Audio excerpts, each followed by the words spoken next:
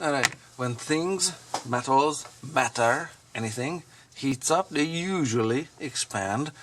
Not necessarily. Some materials or some matter is doing it the other way around, but most of them heat up and expand. So these dimensional changes due to heat and cold is pretty much everywhere in life. In the electricians or working with electricity, breakers are based on and relying on dimensional changes inside the breaker to open the circuit. Thermostats, same thing, it's a switch. Thermocouples for any bimetallic thermocouple to open a circuit or close a circuit. It's in heating, working with heating, ventilation, air conditioning, refrigeration. When you are working with cold metals, dissimilar materials, you will get different stresses or different strain in the material. It's in machining, welding, metal fabricating. When you're trying to take a measurement of something when it's hot, it's gonna be different when it cools to room temperature, or if you machine it at a certain temperature but it's less than its normal operating temperature, like a piston which runs way hotter than the temperature at which it is machined, then the piston will jam because it will be oversized. Okay, and life in general. In wood, different dissimilar wood components, tile on countertop, tile around hot fireplace, glued to wood, or mortar, tile on mortar on wood or something, stucco, just life in general. Dimensional changes due to heat and cold are a bitch. Okay, so we're gonna do some math with it.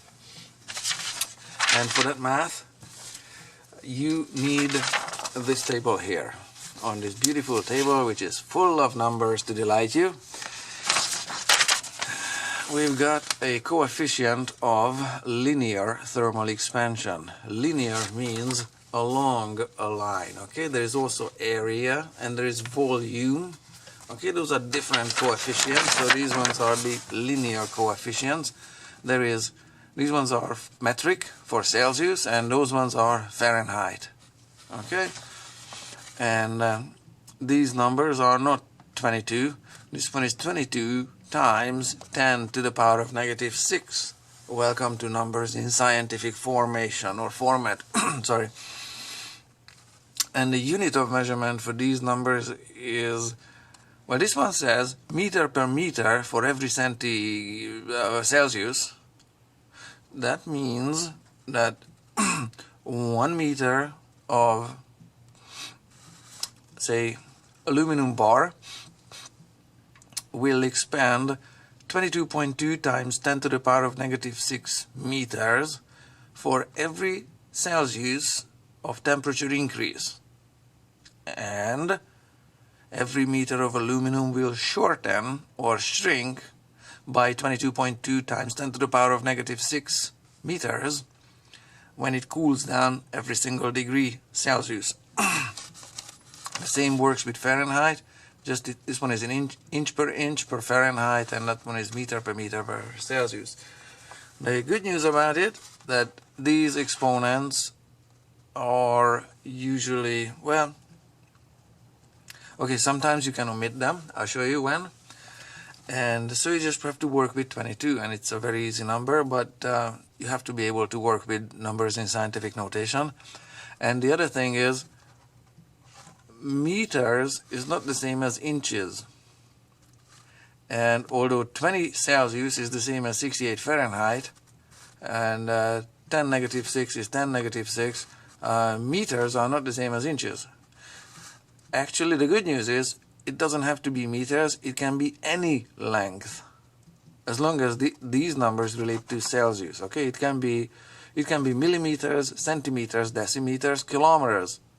So 22 kilometer of aluminum overhead power line, 22 kilometers, will expand for every degree of temperature increase 22.2 times 10 to the power of negative 6 kilometers of length. Okay, kilometers works same thing. This one doesn't have to be inches, it can be feet, yards, furlong, what have you. Alright, I'll show you. It's going to be a little simpler, or not simpler, a little clearer. I'll show you a calculation. It's fairly straightforward. Oh yes, and of course I have a list of materials here: aluminum, brass, clay, tile, copper, concrete, diamond, pyrex, ice, mercury, nickel, oak, perpendicular to wood grain, PVC, steel, stainless steel, tungsten. Okay. You need to multiply three things together. That's how you can do this thing. Okay, so you need, these numbers are abbreviated by the Greek lowercase alpha. That's what that is. That's alpha. That's not A, Latin alphabet A. That's Greek alphabet alpha. All right. That's not X. That's my alpha. A little bit ugly. Work with me here. So there's alpha. So you have to multiply that by, I'm gonna go central dot so it doesn't look like an X. Multiplied by the difference in temperature, that's delta T. You're gonna have to calculate the difference from temperature final minus temperature initial. That's gonna equal your change of temperature. For example, if it was 100 degrees for final temperature and you started at 0 degrees, then your difference in temperature is 100, something like that. If you started at 30, you finished at 40, your difference in temperature is 10. You get the idea. And multiply a third thing with it, your initial length. And when you do so, you multiply these things, you're gonna get a new length out of it. Okay? So you take, say, 5 meters of aluminum overhead power lines, and you multiply it by the difference in temperature and by the coefficient of linear thermal expansion. You're going to get a new length out of it, and that new length will be your delta L, your difference in length. Okay, I'll show you what I mean here. Alright, let's do, I don't know, which one do we want to try? How about, alright, aluminum is up top of the sheet. Oh no, let's pick another one. How about, say, maybe not gasoline, but gasoline, look at that number, 317. That means, a big number means that it expands a lot for every degree of temperature increase. And let's pick something, how about, alright, let's go with stainless steel. Stainless steel has a range. Alright, let's not go with stainless steel. Let's go with tungsten filament in a light bulb, okay? That's 4.3. So what you do is, your 4.3 is here. That's your alpha number. 4.3 times 10 to the power of negative 6. So that's your alpha number. You multiply this thing. I'm gonna change the center dot to x's, okay? Say tungsten light bulb filament, when it is cold, I'm just gonna write it here. So this one is not good for writing. A cold light bulb filament is, I don't know, 20 degrees, and a hot one, and it's incandescent light bulb, you know, a hot one will be, how about 160 degrees. That's reasonable, 160 degree tungsten filament. So you have a delta T, you have a difference in temperature, and let me see, that would be temperature final, that's temperature initial. 160 minus 20, you have a 140 degree difference in temperature. And you multiply it by its initial length. Yeah, how about 2 centimeters? I'm not going to write centimeters, I'm not going to write degrees, I'm not going to write units, so you only see numbers here. Alright, 2 times 140, that's easy, that's 280. 280 times, I'm going to multiply it with that number next. 280 times 4.3. Alright, I'll do it on a calculator. 280 times 4.3 is that number, 1204 times 10 to the power of negative 6. But the decimal dot can be shifted 1, 2, 3 spots that way.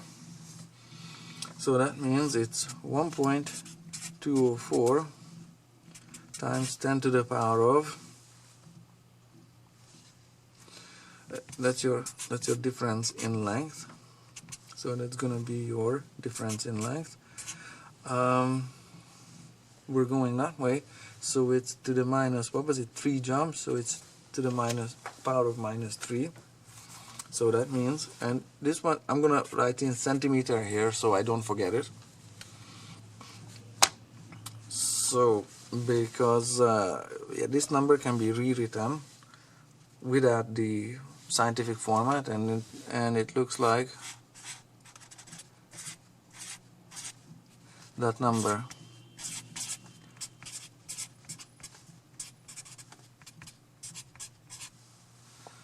Okay. Alright, so that's a fairly small number for the tungsten filament. That's the difference in length that it changes. So if initially it was 2 centimeters long, now the new length is, you have to add that one together, it's going to be, so 2 centimeters to 2.001204 centimeter long. That's how it is, because this is what I mean by difference in length. Okay, so we got that much longer. It should be fairly dimensionally stable. That's why tungsten was chosen, because it's got a very low linear thermal expansion coefficient. So, and it doesn't split the light bulb or whatever, you know, the electrodes in the light bulb, whatever. So that's one way of looking at it, and you can see how I added the length initial, the 2, to this delta L to get length final here. So I'm going to do another calculation where you can see how this one gets a little longer, but just one addition longer. So it looks like, say we've got, how about an oak bridge, just made of oak. No, it's going to be pine, okay? Pine, parallel to grain. We have a pine bench. How about a pine bench? It's got a coefficient of 5. Now let's go with oak, okay? Perpendicular 54. Here's an oak board. There's the grain on the oak, and perpendicular to the grain is this much, okay? The oak board is heated up a little bit. Alright, so we have oak glued together, alright, into a kitchen, countertop, into a tabletop, okay? And it's exactly 1.2 meters wide, alright? That's the width of the whole kitchen tabletop. And it's made of oak, and it's got a, so that's the length. Alright, that's ugly. That's length initial. Alright, the coefficient of thermal expansion for the oak is 54. So that's your alpha number. That's 54 times 10 to the power of negative 6, of course. And your the delta T, say it's at room temperature. Somebody puts nobody puts nothing anywhere. The winter temperature in your kitchen, in your cabin, the winter temperature inside is 5 Celsius, and your summer temperature is 37 Celsius. Okay, so there you have your delta T. Your difference in temperature is 32 degrees. So there we have it.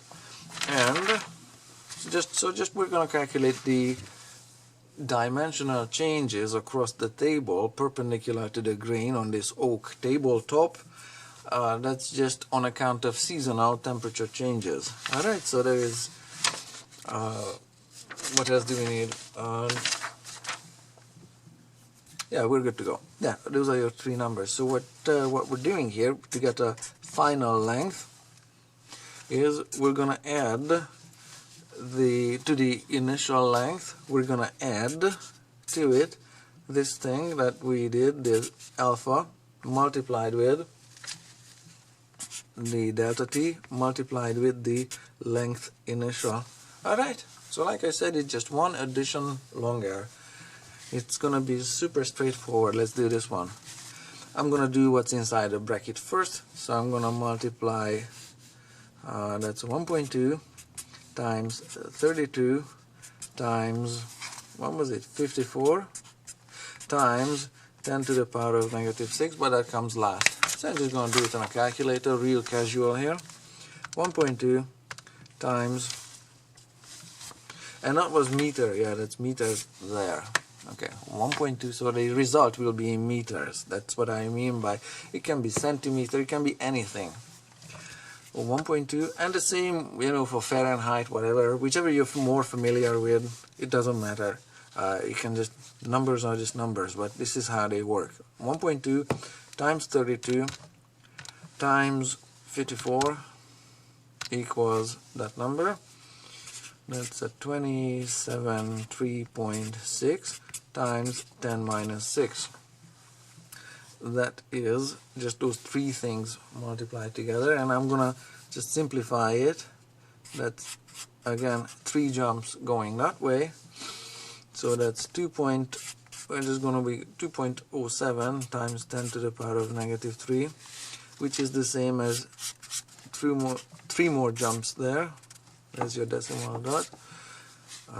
This number is the same as 0.00207 meters. Okay, and so that's what's inside the bracket, that number, and we're gonna have to add it to length initial 1.2 meters plus that.